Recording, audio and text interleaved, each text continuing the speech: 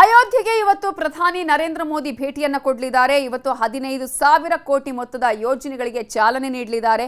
ಇವತ್ತು Modi 15 kilometre road ಶೋವನ್ನು ಕೂಡ ನಡೆಸಲಿದ್ದಾರೆ. ಪ್ರಧಾನಿ ನರೇಂದ್ರ ಮೋದಿ ಅವರು ಈಗಾಗಲೇ ರಾಮಲಲ್ಲನ ಪ್ರತಿಷ್ಠಾಪನೆಗಿಂತ ಮುಂಚೆ ಇಂತಹ ಒಂದು ಕೆಲಸ ಕಾರ್ಯಗಳಿಗೆ ಈಗಾಗಲೇ ಮುನ್ನುಡಿಯನ್ನ ಇಡ್ತಾ ಇದ್ದಾರೆ. ಇವತ್ತು 15,000 ಕೋಟಿ ಮೊತ್ತದ ಯೋಜನೆಗಳಿಗೆ ಚಾಲನೆ ನೀಡುವುದರ ಮೂಲಕ ಪ್ರಧಾನಿ ನರೇಂದ್ರ ಮೋದಿ ಅವರು ಇವತ್ತು ಯುಪಿಯಲ್ಲಿ ಉತ್ತರ ಪ್ರದೇಶದಲ್ಲಿ ಐತಿಹಾಸಿಕ ಕ್ಷಣಕ್ಕೆ ಇವತ್ತು ಸಾಕ್ಷಿಯಾಗಲಿದ್ದಾರೆ. ಬೆಳಗ್ಗೆ 10:45ಕ್ಕೆ ಅಯೋಧ್ಯೆಗೆ ಪ್ರಧಾನಿ ಮೋದಿ ಭೇಟಿಯನ್ನು ಕೊಡ್ತಾರೆ.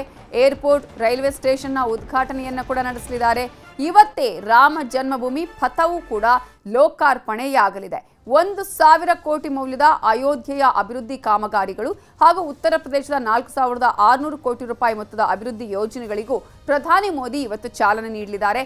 ಹೀಗಾಗಿ ಪ್ರಧಾನಿ ನರೇಂದ್ರ ಮೋದಿ ಅವರ ಸ್ವಾಗತಕ್ಕೆ ರಾಮ ಜನ್ಮಭೂಮಿ ಸಿಂಗಾರಗೊಂಡಿದೆ, ಮಧುವಣ ಗಿತ್ತಿಯಂತೆ ಅಲಂಕಾರಗೊಂಡಿದೆ.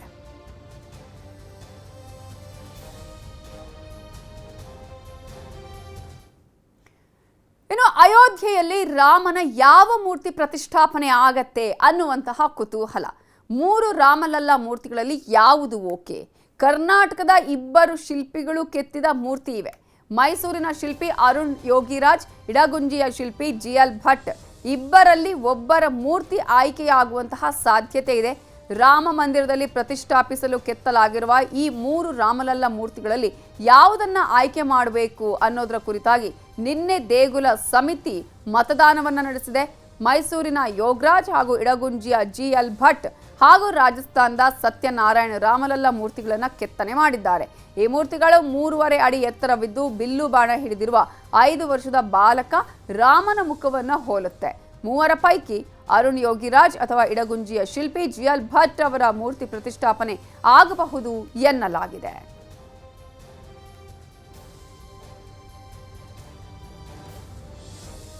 ಕರ್ನಾಟಕದಿಂದ 3 ರಾಜ್ಯಗಳಿಗೆ ಹೈಫೈ ಟ್ರೈನ್. ಇವತ್ತು 3 ಹೊಸ ಹೈಟೆಕ್ ರೈಲುಗಳಿಗೆ ಪ್ರಧಾನಿ ಮೋದಿ ಚಾಲನೆ ನೀಡಲಿದ್ದಾರೆ. ಅಯೋಧ್ಯೆಯಿಂದಲೇ ವರ್ಚುವಲ್ ಮೂಲಕ ಪ್ರಧಾನಿ ನರೇಂದ್ರ ಮೋದಿ ಚಾಲನೆಯನ್ನ ನೀಡಲಿದ್ದಾರೆ. ಇಲ್ಲಿ ಅಯೋಧ್ಯೆಯಿಂದನೇ ಚಾಲನೆಯನ್ನ ನೀಡೋದು ಈಗಾಗಲೇ ನಾವು ಗಮನಿಸಬಹುದು. ಕರ್ನಾಟಕಕ್ಕೆ 3 ಹೊಸ ಹೈಟೆಕ್ ರೈಲುಗಳಿಗೆ ಮೋದಿ ಚಾಲನೆಯನ್ನ ನೀಡಲಿದ್ದಾರೆ. ಮಂಗಳೂರು ಮಡ್ಗಾಂವ್ ನಡುವೆ ವಂದೇ ಭಾರತ್ ಟ್ರೈನ್, ಬೆಂಗಳೂರು ಕೊಯಮತ್ತೂರು ನಡುವೆ ವಂದೇ ಭಾರತ್ ಟ್ರೈನ್, ಪಶ್ಚಿಮ ಬಂಗಾಳದ ಮಾಲ್ಡಾ ಬೆಂಗಳೂರು ನಡುವೆ ಅಮೃತ ಭಾರತ್ ಟ್ರೈನ್ ಸಂಚಾರವನ್ನ ಮಾಡಲಿದೆ. ಈ 3 ಟ್ರೈನ್ಗಳಿಗೂ ಕೂಡ ಇವತ್ತೇ ಚಾಲನೆಯನ್ನ ನೀಡುತ್ತಾರೆ ಪ್ರಧಾನಿ ನರೇಂದ್ರ ಮೋದಿ. ಬೆಳಗ್ಗೆ 8:30ಕ್ಕೆ ಮಂಗಳೂರಿನಿಂದ ಹೊರಟು ಮಧ್ಯಾಹ್ನ 1:15ಕ್ಕೆ ವಂದೇ ಭಾರತ್ ಟ್ರೈನ್ ಗೋವಾದ ಮಡ್ಗಾಂವ್ ತಲುಪಲಿದೆ. 8 ಬೋಗಿಗಳ ಟ್ರೈನ್ ಇದು. ವಾರದ 6 ದಿನ ಮಂಗಳೂರಿನಿಂದ ಮಡ್ಗಾಂವ್ಗೆ ರೈಲು ಓಡಾಟವನ್ನ ಮಾಡಲಿದೆ. ಮಂಗಳೂರು, ಉಡುಪಿ, ಕಾರವಾರ ಮೂಲಕ ಮಡ್ಗಾಂವ್ ತಲುಪಲಿದೆ. ಮಂಗಳೂರಿನಿಂದ 4.5 ಗಂಟೆಯಲ್ಲಿ ಮಡ್ಗಾಂವ್ ರೀಚ್ ಆಗಲಿದೆ. ಮಂಗಳೂರಲ್ಲಿ ನಿನ್ನೆ ಸಂಸದ ನಳಿನ್ ಕುಮಾರ್ ಕಟೀಲ್ ಎಲ್ಲ ಪರಿಶೀಲನೆಯನ್ನ ನಡೆಸಿದ್ದಾರೆ.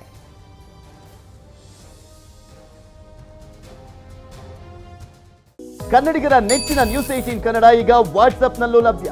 ಕರ್ನಾಟಕ, ದೇಶ ವಿದೇಶಗಳ 360 ಡಿಗ್ರಿ ಸುದ್ದಿಯ ವಿವರಗಳನ್ನ ನಿಮ್ಮ ಕೈ ಬೆರಳುಗಳಲ್ಲೇ ಪಡಿಲಿಕ್ಕೆ ಈ QR ಕೋಡ್ ಅನ್ನ ಸ್ಕ್ಯಾನ್ ಮಾಡಿ, ನಮ್ಮ ಚಾನಲ್ ಫಾಲೋ ಮಾಡಿ, ನೋಟಿಫಿಕೇಶನ್ ಆನ್ ಮಾಡಿ.